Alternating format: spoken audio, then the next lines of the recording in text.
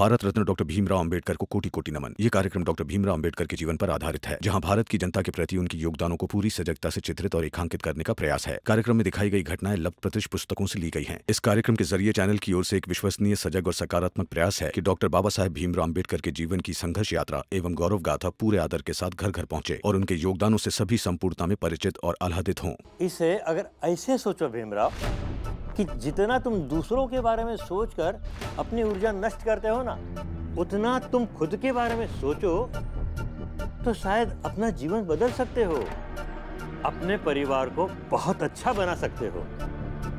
तुम में प्रतिभा है तो उस प्रतिभा से तुम अपने परिवार के लिए घर, मोटर सब ले सकते हो। और सबके बारे में सोचोगे तो पता नहीं क्या कर पाओगे, कितना कर पाओगे। ज्यादा भार हो जाता है तो वो व्यक्ति ज्यादा दूर तक देर तक चल नहीं पाता है, उसकी यात्रा छोटी हो जाती है। मैं जब सातारा में पढ़ाई कर रहा था ना सर, वहां मेरे एक गुरुजी थे, अंबेडकर गुरुजी। उनकी एक आदत थी, वो हर रविवार अपने बाग में मिट्टी डालते थे, पौधों को पानी देते थे, सूखी पत्तियां काटते थे, बहुत सारा काम करते थे। और ये काम वो उनकी बाग के साथ, उनकी बाग को लगकर जो दूसरों की बाग थी ना, उसमें भी करते थे, मुफ्त में। मैंने एक दिन पूछा कि गुरुजी, आप दूसरों के बाग की साफ सफाई और ये सारा काम क्यों करते हैं? तब उन्होंने कहा था कि मेरे बाग में फूल खिले हो और दूसरों का बाग मुरझाया हो, अच्छा लगेगा क्या? उनका कहना था, महक तब तक अच्छी जब तक दूर दूर तक फैली हो, खुशहाली तब तक अच्छी जब तक अपने घर के साथ साथ अपने घर के चौखट से बाहर भी बिखरी हो। और वैसे भी सर, ये घर, गाड़ी, ये मेरे जीवन का मकसद है ही नहीं। मैं सम्मान के लिए लड़ाई लड़ रहा हूं, इसलिए जो भी पाऊंगा अपने लोगों के साथ पाऊंगा। और आपने कहा ना, व्यक्ति पर ज्यादा भार हो तो यात्रा छोटी हो जाती है, सफर छोटा हो जाता है। मेरा सफर भले ही छोटा हो सर, लेकिन अपनों के साथ होगा, और अपनों के साथ वाला सफर हमेशा यादगार बन जाता है। बस उसी यादगार सफर पर चल रहा हूं। मगर भीमराव, तुम्हारा ये सफर आगे बढ़ेगा तो तुम्हारे मोहल्ले से आगे निकलकर ऊंचे लोगों के मोहल्ले में भी जाकर पहुंचेगा। तो वहां क्या? वहां क्या? वहां शिशुपाल जी जैसे लोग मिलेंगे, और अगर नहीं मिले तो उनसे संघर्ष करेंगे, लड़ाइयां लड़ेंगे, मगर रुकेंगे नहीं सर, रुकेंगे नहीं।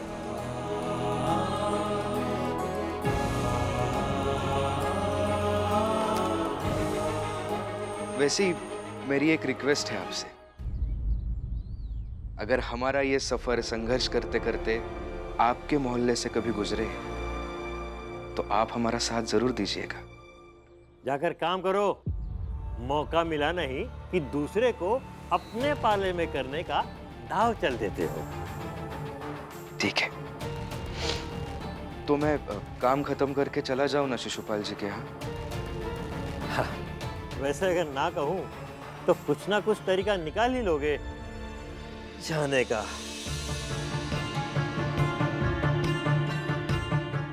ठीक है, चले जाना।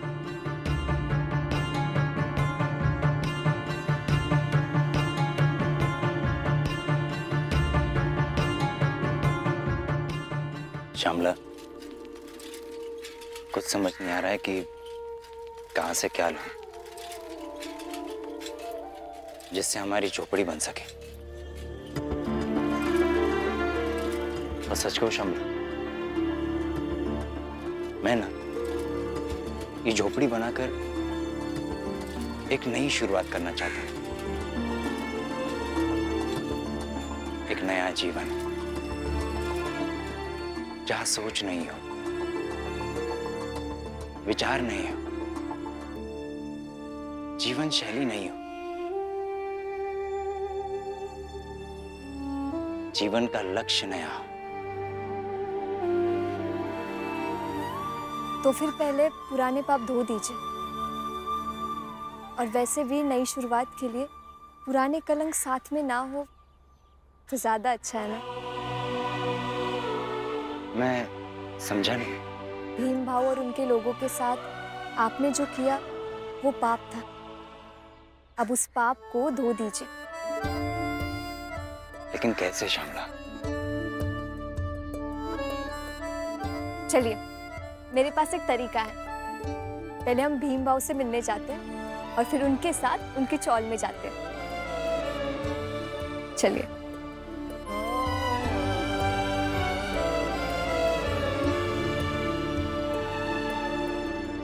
शिशुपाल जी,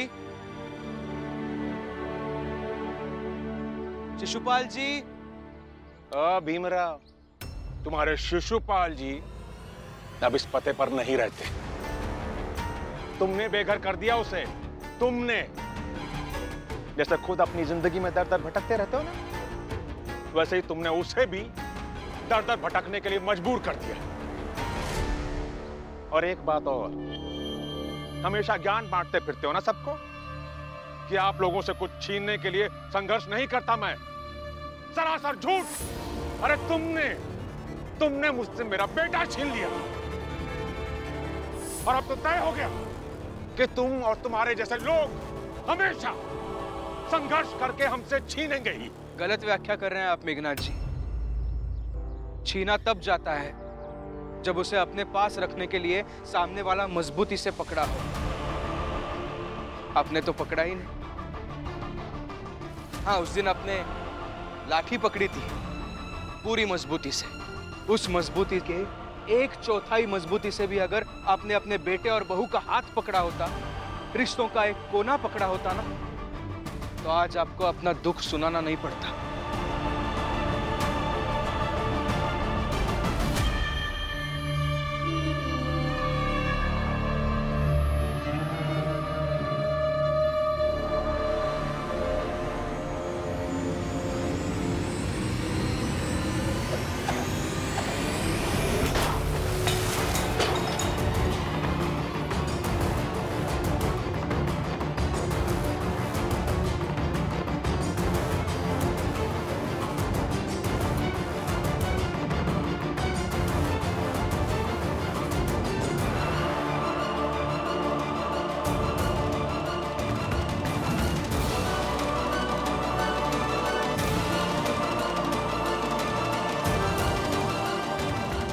इतना गुस्सा मत कीजिए मेघनाथ जी।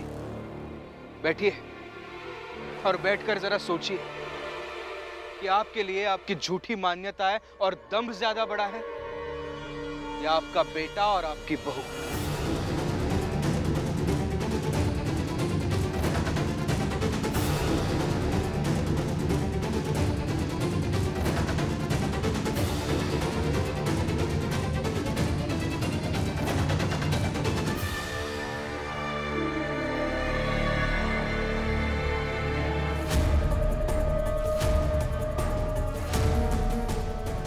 एक चौथाई मजबूती से भी अगर आपने अपने बेटे और बहू का हाथ पकड़ा होता, रिश्तों का एक कोना पकड़ा होता ना, तो आज आपको अपना दुख सुनाना नहीं पड़ता।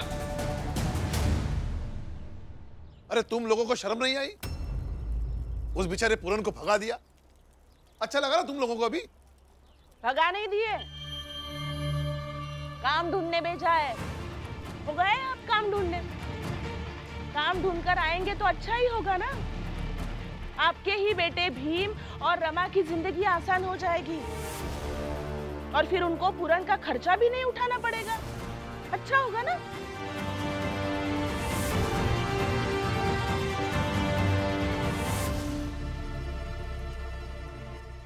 मदद चाहिए?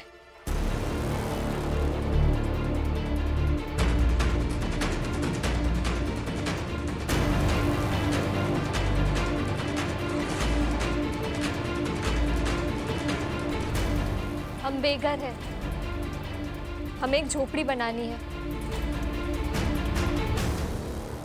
आप सबकी मदद चाहिए। लीजिए।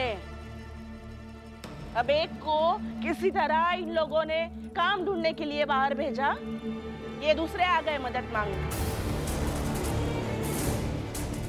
अरे ये तो देखो कि मदद मांगने कौन आवा है। ऊ जो कभू हिया का राजा होत रहा है। अरे झूठ कहते हैं वो लोग कि भीमराव ताकत देता है। भीम ताकत देता तो इतना बेबस थोड़ी होते। जब तक भीम के विरोध में थे तब तक राजा थे जीवन में, और अब भीम के समर्थक बन गए तो हालत देखो इनकी है।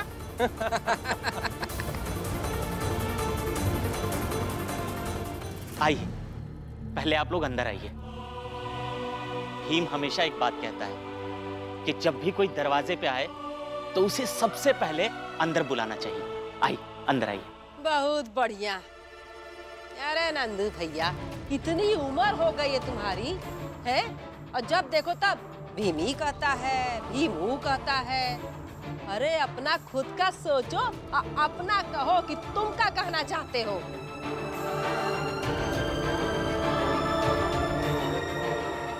हाँ, अपना सोचते। सही कहा फुलिया का किया आपने। आई, आप इन दोनों के लिए चाय बना दीजिए, शिशुपाल जी और श्यामला दीदी के लिए। फुलिया का की, ये हमारी सोच है। अभी बना के लाती हूँ। ए दीपक, इस चाल में किसी का कुछ हो या ना हो, लेकिन भीम की चमचागिरी करने में तेरी जिंदगी बर्बाद जरूर होगी।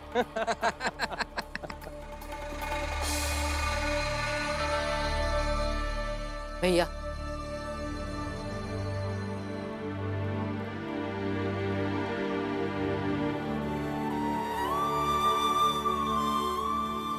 शिशुपाल जी आइए, अंदर आइए।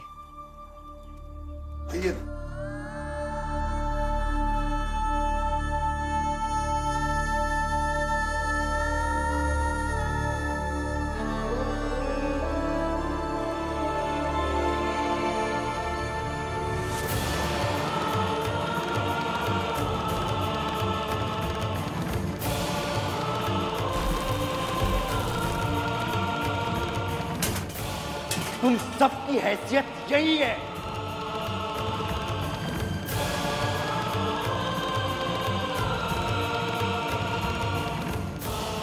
जब मैंने भीमराव से शर्त लगाई थी कि इसकी शिक्षा बढ़ी या हमारी शराब बढ़ी, मैं तो भीमराव के पास शिक्षा लेने नहीं जाऊंगा, लेकिन ये मेरे पास आएगा शराब लेने। नंदू, तू ये जूता साफ कर। नहीं करूंगा। जूता साफ कर, वरना अभी फोड़ डालूंगा तुझे।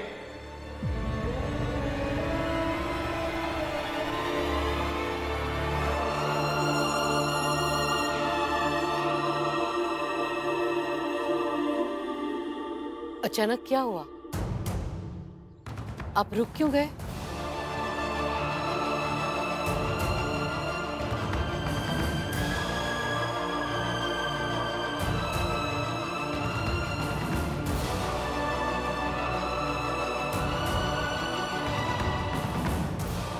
शिशुपाल जी, आप रो क्यों रहे हैं? पुराने पापों का भार नहीं उठा पा रहे। आज तक इसी चौल में सबको मारने और डराने आते थे, और आज पहली बार संबंध बनाने आया।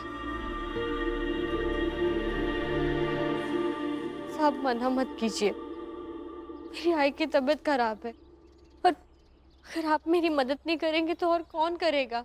अरे तुम सब तो हमेशा हाथ फैलाए रहते हो,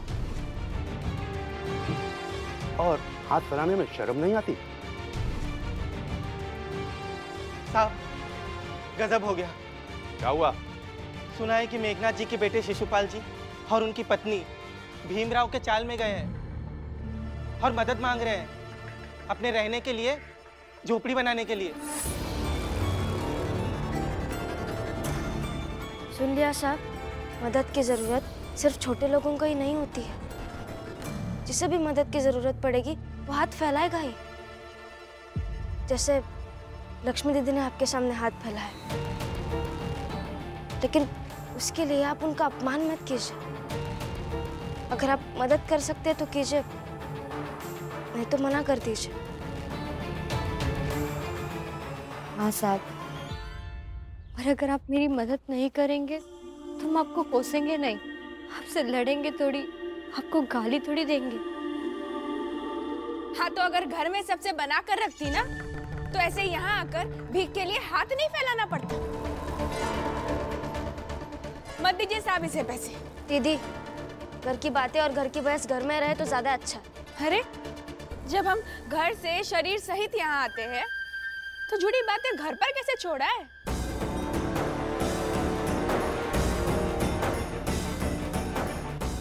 करुणा और रमा लक्ष्मी की आपस में नहीं बनती और इसका फायदा उठाते हैं, क्योंकि इन सब की जितनी लड़ाई होगी उतना बदला पूरा होगा मेरा भीम और रमा से।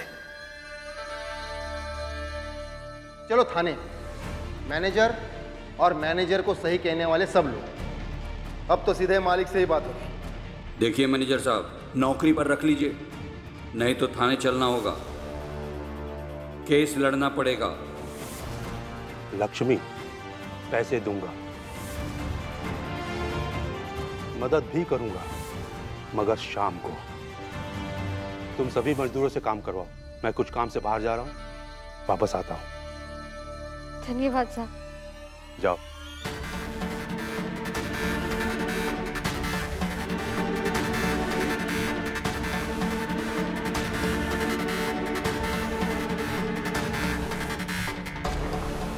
इस ऑफिस से बाहर गया कि इन सब की देवरानी जेठानी की लड़ाई शुरू हो जाएगी। संभालिए अपने आप को। चलिए आइए।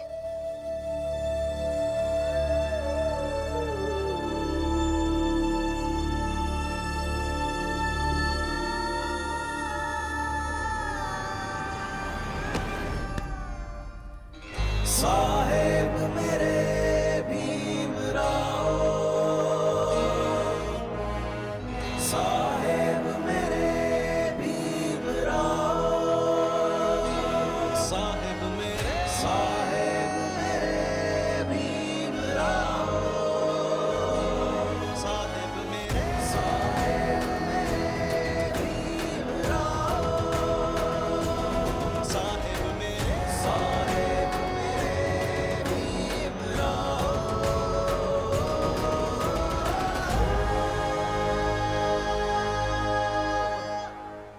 शिशुपाल जी,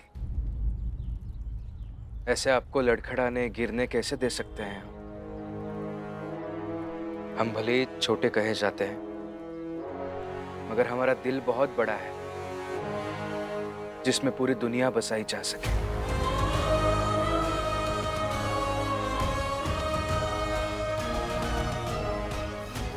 हम लोगों के जीवन का आधार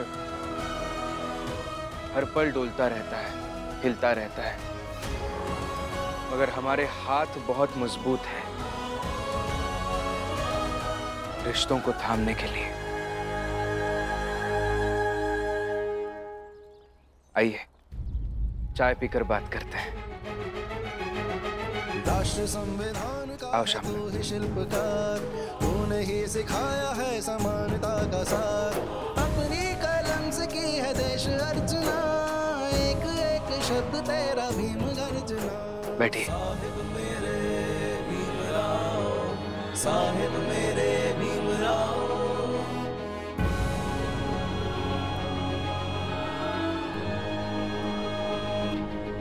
लीजिए चाय पीजिए।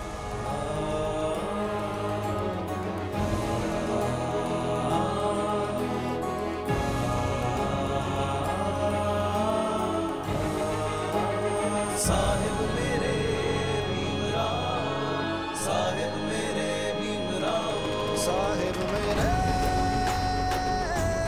भीमराव। मीरा, देख रही हो और देखती रहो कि हमारा भीम अपने जीवन में ऐसे कई ऊंचे लोगों का हाथ पकड़कर अपनी दुनिया में लाएगा और यही भीम की असली कमाई होगी और यही भीम के जीवन की परिभाषा बनेगी। सही कह रहे हो भैया। अरे हमका तो ई सोच के डर लग रहा है कि मेघनाथ जी कितना गुस्सा होंगे और कितना दुखी होंगे। कहीं ऐसा ना हो कि उनका तांडव हम लोगन का देखने का मिले।